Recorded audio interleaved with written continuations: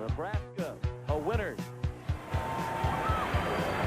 42-17 the final. As the Cornhuskers close out the 9th undefeated and untied season in the history of Nebraska football. The 1-2 again. Inside corner. The Royals, 2015 World Champions. Strike 3 call. It's over. They've done it. The Royals are World Series. Welcome to M&M Sports Podcast number 60. Tonight, we're going to talk about Nebraska's nice win over UCLA. Talk some NFL, of course, and just kind of go from there, Brian. Yeah, great road win. Those don't come easy in any league, especially the Big Ten. We both had the Bruins winning this game, Eric, but I am happy to be wrong in this instance. Exactly. Yeah, I mean, I took them before the season, so it really wasn't the quarterback change that led me to that prediction. It was just, it's the way I had it, so I stuck with it, and boy, we're both happy to be wrong. Nebraska gets to that 7-win mark, and now looking for that first 8-win season since 2016 when they went on to win 9 games that year. Boy, that's been a long time. Yep. Wow, that's been a long time. Yeah, first 7-win season in the regular season. Yes. Nebraska won 7 last year with that bowl win. Yeah. So yes, just to be specific about that. Yep, that pinstripe bowl win at Yankee Stadium, right? That we don't want to play in again. Exactly. You brought up the quarterbacks thing, so I do want to jump on that quick, Eric. Mm-hmm. I did. I was a little worried about bringing in a true freshman signal caller. The inexperience. Yes. Yeah. But I think Dana Holgerson probably schemed pretty well for him, drew up a really good game plan, and boy, he executed it. He delivered. I mean, 13 out of 15, 205 yards. Just over 13 yards per completion with 3 touchdowns and no interceptions. Could you ask for much better than that? No, and I think at least one of those 2 incompletions was a drop. I know the one hit our receiver in the hand, and he ran the ball.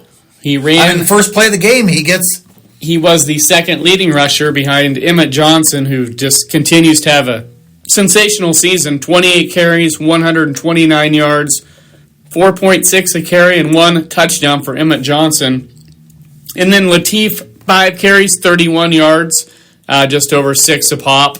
So, yeah, you couldn't ask any more from Latif in this game. Ball distribution, Emmett Johnson was huge. 3 catches for 103 yards and 2 touchdowns. So when you combine the 129 with the 103, you're looking at 232 total yards. Not too shabby. First Husker player in history to run for over 100 yards and catch for over 100 in the same game. Yeah. That's unreal. I can't believe that's never happened to begin with. Yes, I would agree with that as well. Surprising. Great numbers. Earned him the Big Ten Offensive Player of the Week. And rightly so. And the Maxwell Award for the National Player of the Week. Well deserved. So my question, Eric, is where does Emmett Johnson stand right now as far as the Heisman Trophy race? Is he a contender or is he a pretender? He's working his way into the conversation. That's how I would put it. Mm-hmm. I mean, I'd have to have a list of kids in front of me, but right now, let's just put a guess on it. I would say he'd have to be in the top, let's say 6 or 7. I don't know how he would be. I know they don't invite that many. Sure, That's just where I would put him in the top 6 or 7 right now. Yeah. He has,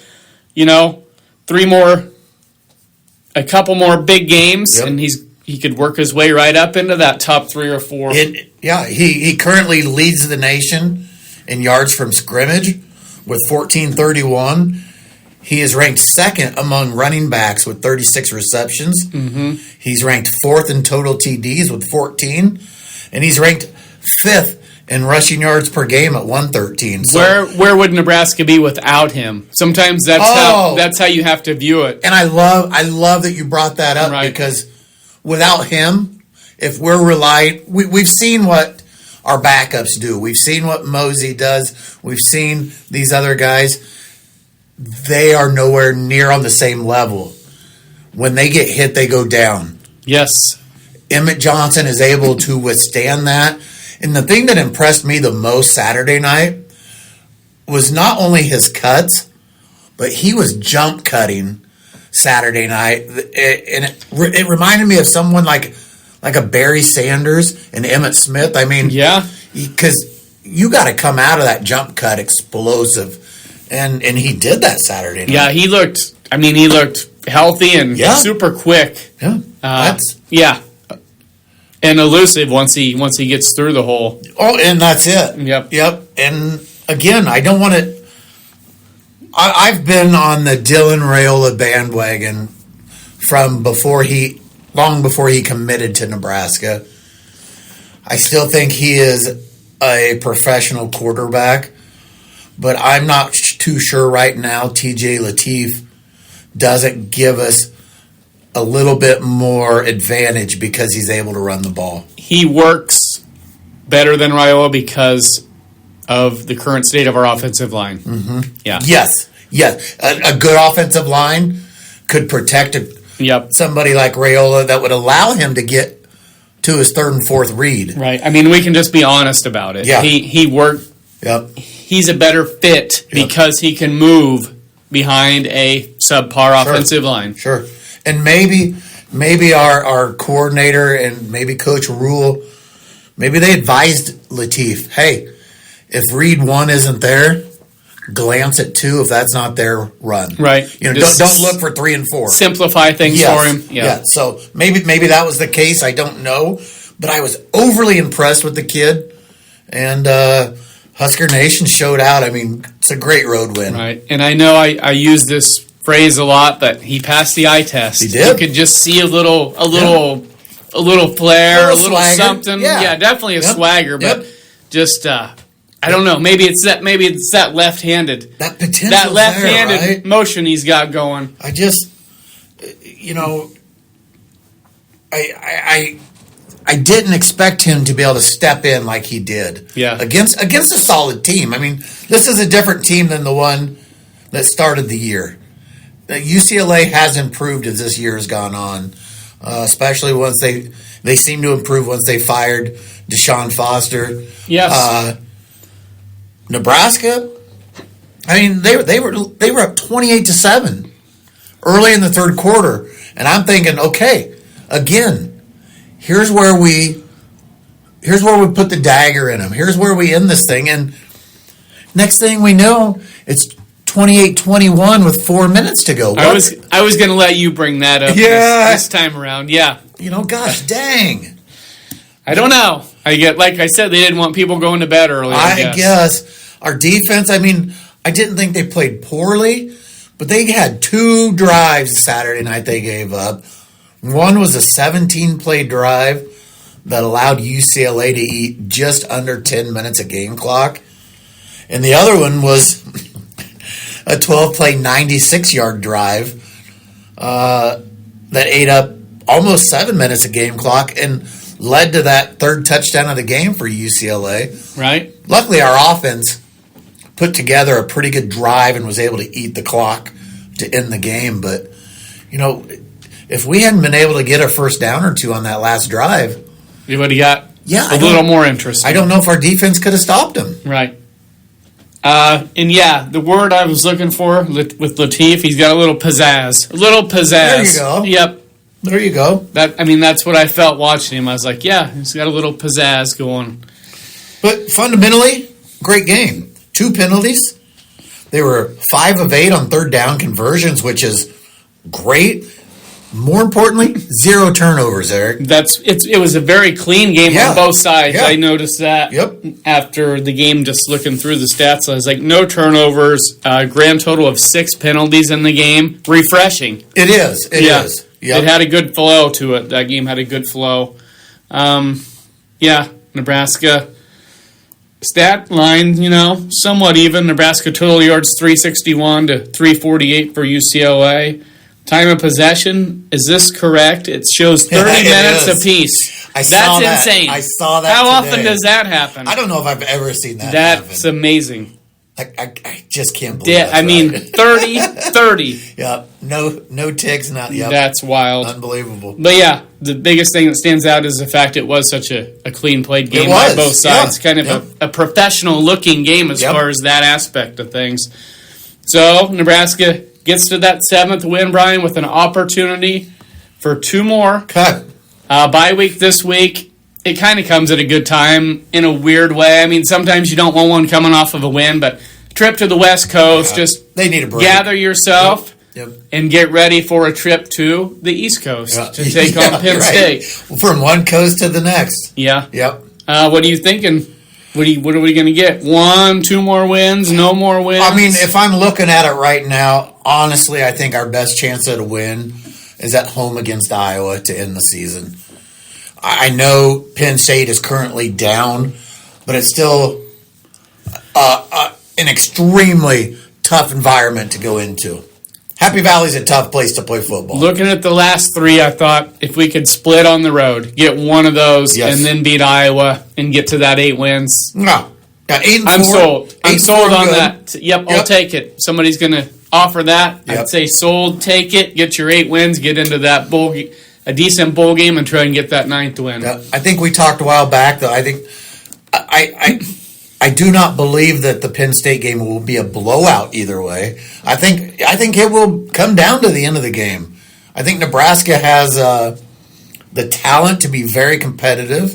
If they were able to sneak out a win, I won't be surprised. Sure. But I think just as far as if I was going to give the nod to somebody right now, it'd have to go to the Nittany Lions. Yeah, just based on home field and in their 100,000+ that they pack into that stadium. And they all of a sudden didn't get bad overnight. They've still got athletes. Yeah. So, but we'll cross that bridge when we get there. But right now, everybody's feeling really good about getting the 7 wins, especially with the injury to Raiola. Let's just be honest about it. I'm not going to complain. I'm going to take that 7th win, and I'm going to be happy about it. Yes. All right, we're going to jump into a little college basketball real quick here. Nebraska teams off to a combined 5-0 start. Great start. We'll start with the ladies. 2 games, 2 wins. Nebraska beat Northwest State 103-46. I don't care who you're playing. If you eclipse that 100-point mark, you've done something right. You're doing something right, for sure. And then they beat Samford. Not to be confused with Stanford. 80-46 Saturday to improve to 2-0. And the Husker ladies take on Creighton this evening, Brian. In a rivalry, regardless of whatever sport it is. Always fun when those Huskers and Blue Jays get together, no matter what sport it is, men's, women. It's always a rivalry contest, and the winner gets bragging rights for the year. Yeah, and that counts for something. It does. On the men's side, they have done exactly what they were supposed to do. They've played 3 opponents that they should beat with relative ease. Sure. And they've done just that. Before we get to that, I should mention, these only carry so much weight, in my opinion, but Nebraska did beat BYU in an exhibition game. Yes. That's worth noting. BYU they're loaded. They had a great year last year. They bring a bunch of kids back.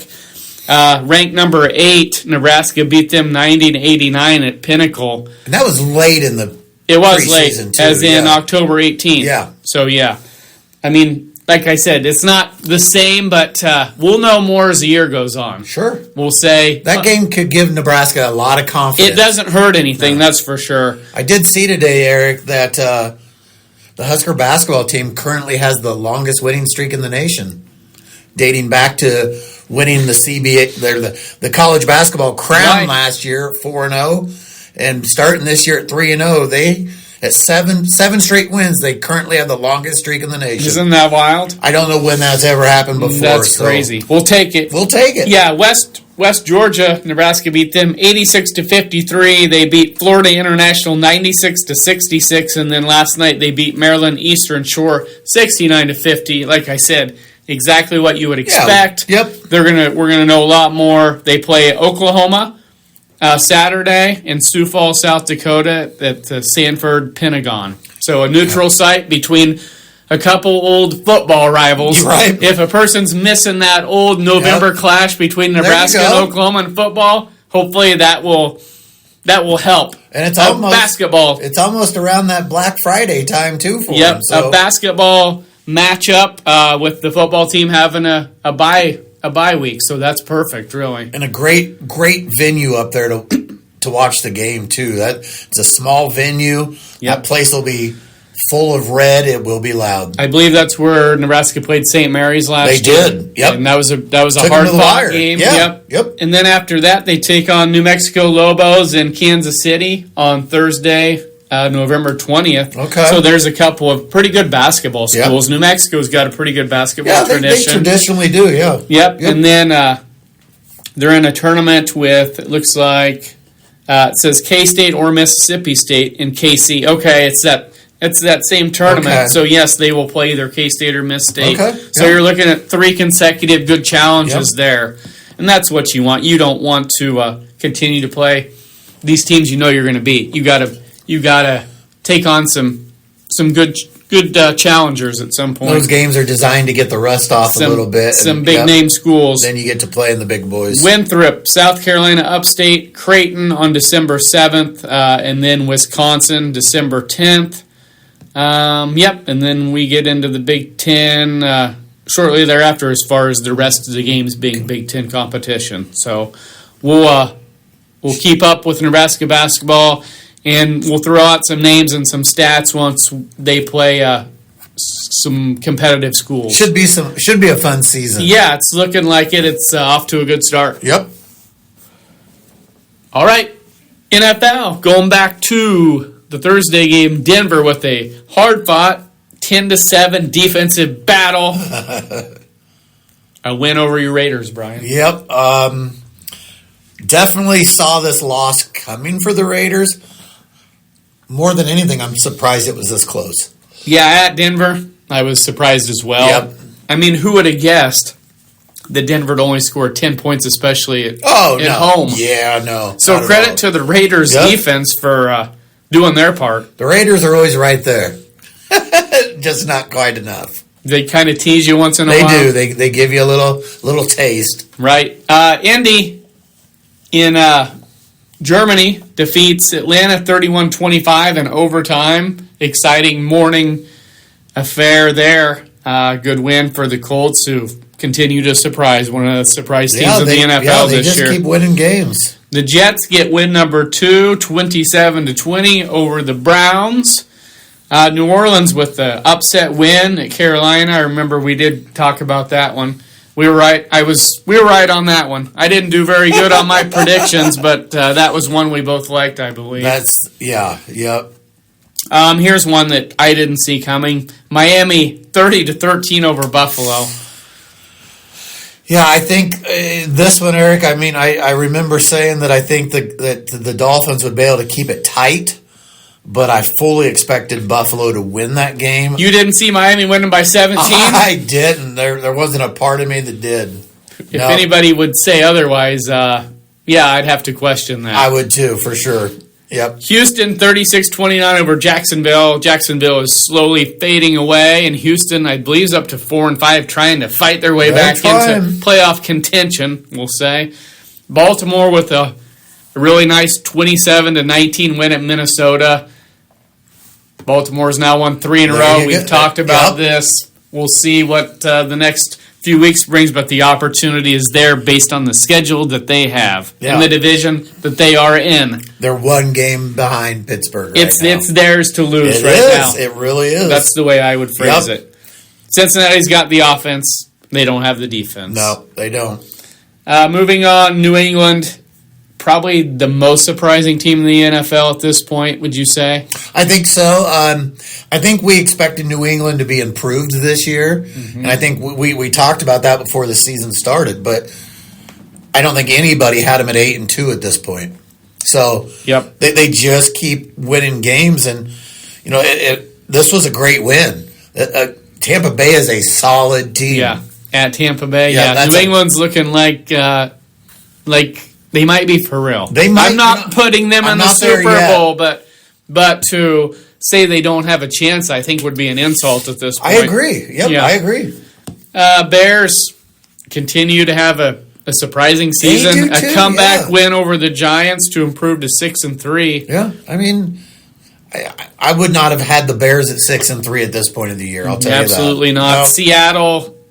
I mean, what do you think, Brian? New England, Seattle, and Indy. Would you consider those the three biggest surprises as far as success stories right now? Yes, I will. Yes, yeah. I think that's a great. I mean, Seattle. Again, that's another team where I thought they would be a solid team, but I wouldn't have put them where they're at right now. Right. They clobber Arizona 44-22. Detroit wins by that exact same score, 44-22 at Washington, who's depleted. We've talked about that, but Detroit's they're a powerhouse. They are. I mean, right now, they would probably be the favorite in the NFC, them or the Eagles. That changes week to week, but right now, the Eagles haven't done a whole lot to impress me, but their record says otherwise. The Eagles, I mean, they could probably literally coast to the end of the season and win that division. Oh, you're right. Yeah, absolutely. They can. Yep. They can kind of. They might be able to play it that way. Honestly, if they wanted to get a little rest for some guys towards the end of the year, they might be able to do just that. Yep. The Rams continue to dominate. 42-26, they win at San Francisco. Matthew Stafford is having one hell of a season for a 17-year veteran. I mean, he is amazing this year. That's crazy that you say a 17-year veteran, though. It doesn't seem like he's been in the league 17 years. Yeah. Wow. Chargers looked really good Sunday night, defeating Aaron Rodgers and the Steelers 25-10. And then Monday, it was a battle. That was a hard-fought game. Tough one. Tough game to see Green Bay go down. I don't know that a lot of us saw that one coming. No, I mean, the Eagles are a solid team, but to get a win on the road like that against a team of Green Bay stature, it's a solid win for Philly. Once again, I didn't see a 10-7 final. No. So credit to the defense. A defensive game once in a while doesn't bother me, but any 10-7 game anymore does surprise me. It does. Because points just get scored at every level anymore. Yeah. So anytime there's a 10-7 game, I say, wow, that's really kind of old school. Anything that's even in the teens anymore is a low-scoring affair. Yeah, but Green Bay has lost 2 in a row. They need to get it together real quick, and Philadelphia just continues to look like a perennial Super Bowl team. Yeah, see if they can defend their Super Bowl crown. Who'd have thought the Pack would be in third place right now in the NFC North at this point of the year? Exactly. But, yeah, we'll see where we're at here in a few weeks. Things just crazy how they can change week to week. Oh, for sure. Yeah. For sure. We'll see a lot of leapfrogging here the next couple of weeks. Well said. Tomorrow, that New England team we were talking about, 13-point favorite at home over the Jets. Well, I mean, the Jets are hot right now, as hot as you could say a 2-win team is. But this won't be a ball game. I think Patriots win. I don't know if they'll cover. That's a lot of points to be given up, but I don't see any way the Patriots don't win that game. Sunday over in Madrid, Spain, Washington and Miami. Miami is a 3-point favorite. Boy, this is a battle of bad. I know you have some rooting interest in Washington. That might get you to watch it. I won't. What are you talking about? You're an old Dolphins fan from way back. Yeah, from way back. You're right. But those days are long gone. Dan Marino's not playing anymore? I'm not too sure. He still couldn't go out and probably throw the ball around and be successful, but he might be just a little old for that. I think the Dolphins win that game, though. Yeah, just based on what they did to to Buffalo last week. Yeah, Washington is struggling Yep. even more so than Mightily. Miami. Yep. Yep. Packers head to New York to take on the Giants. Green Bay's a 7-point favorite. Green Bay covers this and then some. I think they definitely have an axe to grind, and the Giants are going to be on the wrong side of this game. I believe Jameis Winston is starting for the Giants. Okay, there's a name I haven't heard in a while. Mm-hmm. Okay, well, hey, you know what happens when a backup QB gets a chance to play. You never know. He might provide a spark, but I'm still gonna say no. Okay, Buffalo at home, favored by 5.5 over Tampa Bay, looking to avenge that get over that ugly loss to Miami.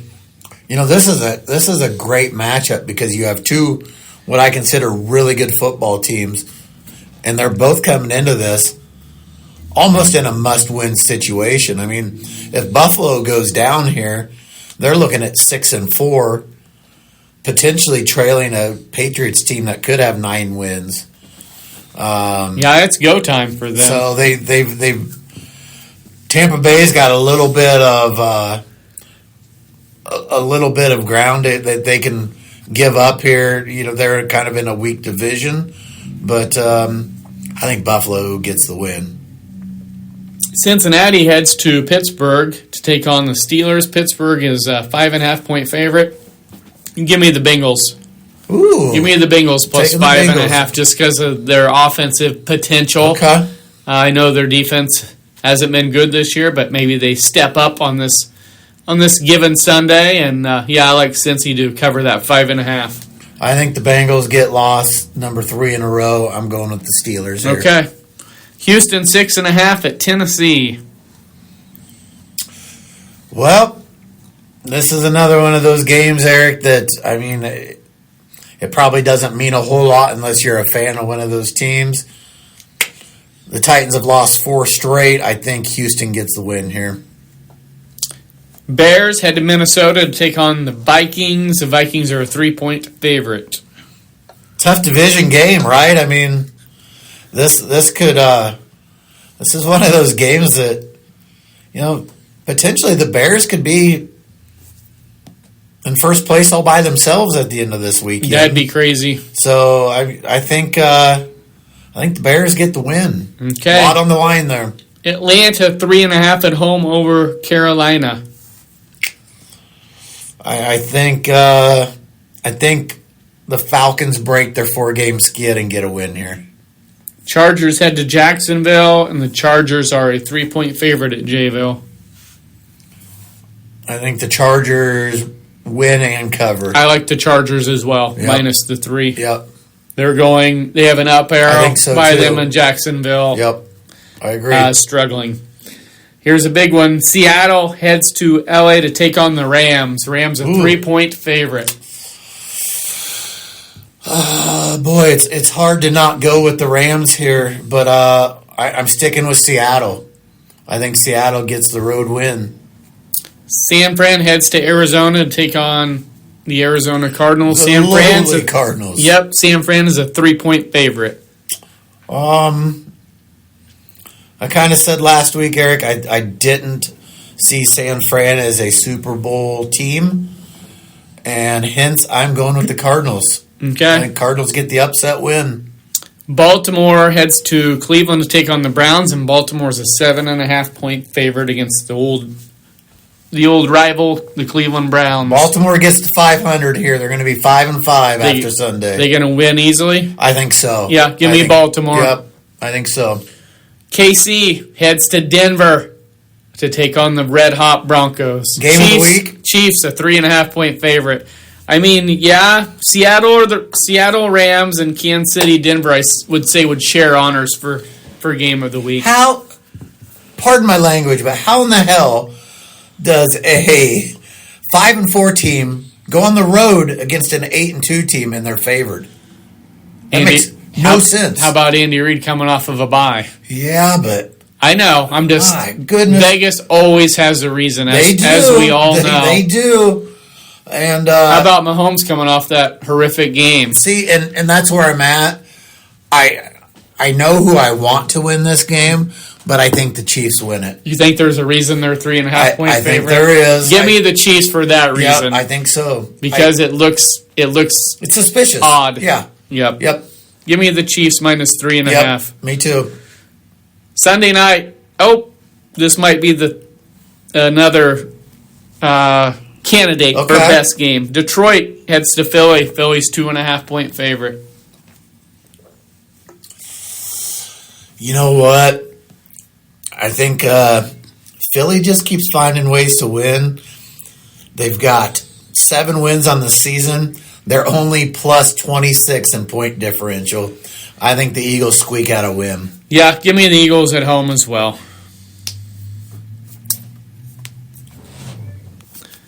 Monday night, Dallas heads to Vegas. Brian, Dallas a 3-point favorite. Sin City Raiders. Yeah. This is another one of those games of if you're not a fan, does it really matter? Probably not, but I do look for the Raiders to end a 3-game skid. Give me Vegas. Okay. How about them Raiders? Yeah, this one, it's hard for me to get excited for this matchup. If it was the 80s again. Sure. It'd be great, wouldn't it? It'd be classic. Yeah. A lot of history with these organizations. Mm-hmm. Unfortunately, the last 2 decades even haven't been overly kind to either one of these. Rough stretch for sure. But yep, give me Vegas. Sounds good. Okay, with the Huskers on a bye week, Brian, looking at some other college football games of interest. Absolutely. Texas heads to Georgia. The Georgia Bulldogs are a 5.5 point favorite over the Longhorns. Ooh, yeah. This is a battle of 2 teams that I don't care for. So, I think if I'm rooting for one, I'm probably rooting for Georgia. Just plain and simple. Both good teams, both having really good seasons, but if you were to just ask me who I wanted to win that game, it will never be Texas. You'll root for those Bulldogs? Yep. UCLA coming off that loss against the Huskers. They head to Ohio State to take on the Buckeyes, and Ohio State's a 32-point favorite. Thoughts on that? I think Ohio State wins this game, but I don't think they cover. That's a lot of points. Ohio State's a great team. UCLA is going to be looking to maybe make up for that loss last weekend to the Huskers. I don't think they lose by 32. Penn State, Nebraska's next opponent, will head to Michigan State, and Penn State is 7.5 point favorite. Okay. What are we rooting for in that game? Like 10 overtimes? For sure. We want those guys to be worn out, worn down, beaten up, bruised. But I think Penn State gets this win. I want to see Penn State get this win. Mm-hmm. I don't want to play them coming after a loss. Makes sense. Yeah. Yep. Oklahoma heads to Bama, take on the Crimson Tide, and Bama's a 6-point favorite at home. I think Bama's too tough, especially at home. I don't think the Sooners can stick with them. Scott Frost in Central Florida head to Texas Tech, take on the Red Raiders. Red Raiders 23.5. Red Raiders 23.5. Red Raiders cover by 23.5. Florida heads to Ole Miss to take on Lane Kiffin and the Ole Miss squad that's just lost the one game, I believe. Yep, just that 35-43 loss at Georgia. They're right in the thick of things as far as national title contenders. Ole Miss a 14.5 point favorite. I think Ole Miss gets the win, and they're probably pretty close to covering that 14.5. Moving on, South Carolina heads to Texas A&M, who I believe is ranked, where are they, second or third in the nation, A&M at this point? Right. I think they're 3, I think. Yep. And A&M is an 18.5 point favorite for this 11 o'clock game versus the Gamecocks. A&M gets the win, but they do not cover that spread. I like South Carolina in this one. Too many points. To hang in there and at least put up a fight. I think so. Let's see. In other Big Ten games, Maryland heads to Illinois to take on the Illini, and Illinois is a 14.5-point favorite at home. Yeah, I mean, that's probably about right. That's probably where I'd have that game. Here's a fun one. Wrigley Field, Michigan, a 12.5-point favorite over Northwestern. Fun venue. Yeah, it's always kind of different. I mean, Nebraska got that last year playing at Yankee Stadium. It's just kind of neat to get to play in a venue like that. Give me Northwestern. Give you Northwestern. Yeah. Okay, I'm gonna stick with the Wolverines. Okay. Here. Yep.